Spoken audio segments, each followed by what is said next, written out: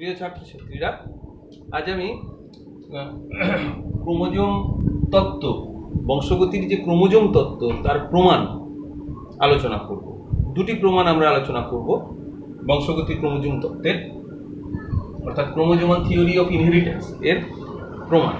প্রথম প্রমাণ হিসেবে যেটা আমরা বা গুরুত্বপূর্ণ প্রমাণ যেটা সেটা প্রথমে আমরা আলোচনা করব, সেটা হলো মর্গ্যান এবং ব্রিজেসের এক্সপেরিমেন্ট। টি.এইচ. মর্গ্যান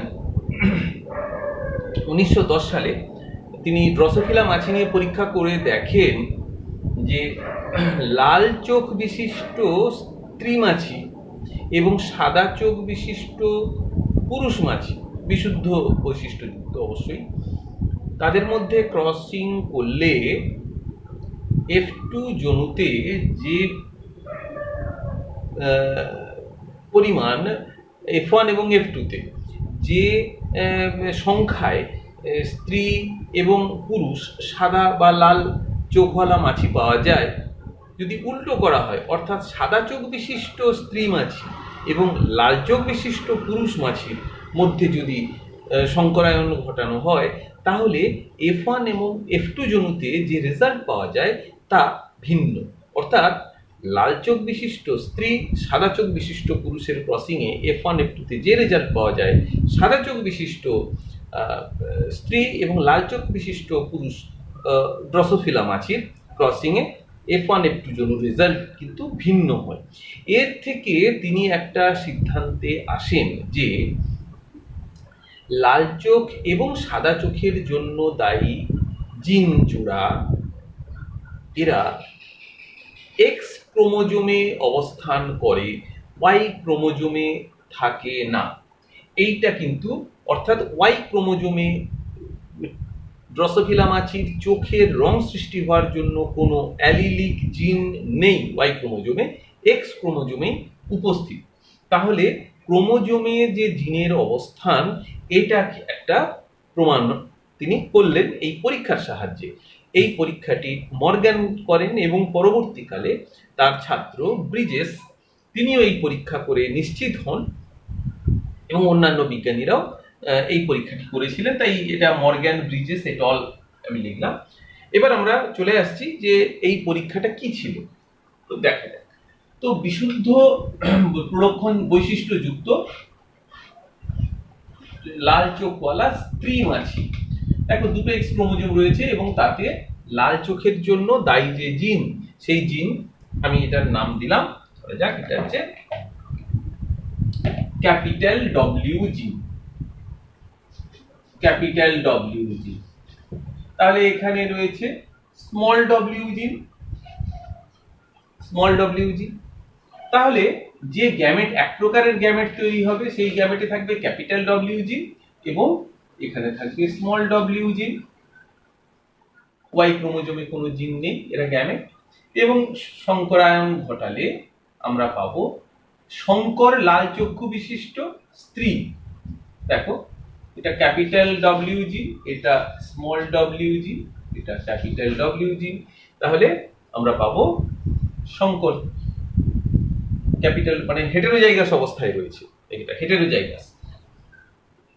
এবার এই স্ত্রী এবং পুরুষ মাছির মধ্যে যদি ক্রসিং হয়, অর্থাৎ হেটেরোজাইগাস স্ত্রী এবং এবং পুরুষ মাছির মধ্যে, লাল চোখ বিশিষ্ট পুরুষ মাছি এর মধ্যে ক্রসিং করলে আমরা F2-তে পাবো, ধরো ক্যাপিটাল ডব্লিউ, এটা স্মল ডব্লিউ, এটা ক্যাপিটাল ডব্লিউ।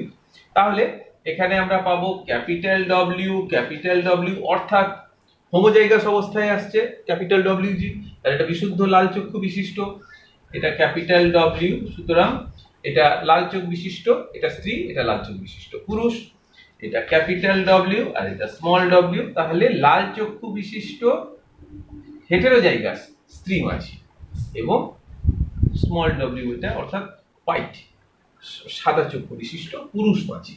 তাহলে এই রেজাল্ট পাওয়া যাবে লাল চোখ বিশিষ্ট এবং সাদা চোখ বিশিষ্ট মাছির ক্ষেত্রে। এর থেকে যেটা প্রমাণ হয় যে, তোমরা আগেও পড়েছো যে প্রমাণ হয় যে ওয়াই ক্রোমোজোমে কোনো অ্যালিলিক জিন থাকে না, এই পরীক্ষা থেকে প্রমাণ হয়।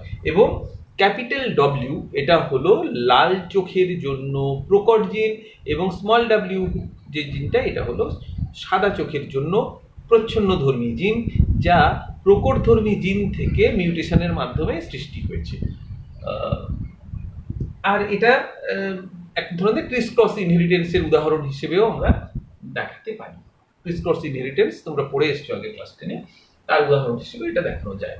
তাহলে এই হলো ক্রোমোজোমাল থিওরি অফ ইনহেরিটেন্সে মর্গ্যান, ব্রিজেস প্রমুখের পরীক্ষা। দ্বিতীয় যে পরীক্ষার কথা বলবো সেটা হলো ওয়াই ক্রোমোজোমের লিঙ্গ সংযোজিত ক্রসের সাহায্যে পরীক্ষা। তাহলে ওয়াই ক্রোমোজোম যে লিঙ্গ সংযোজিত জিনের সাহায্যে আমরা প্রমাণ করা যায়, সেটা আমরা দেখে নিই।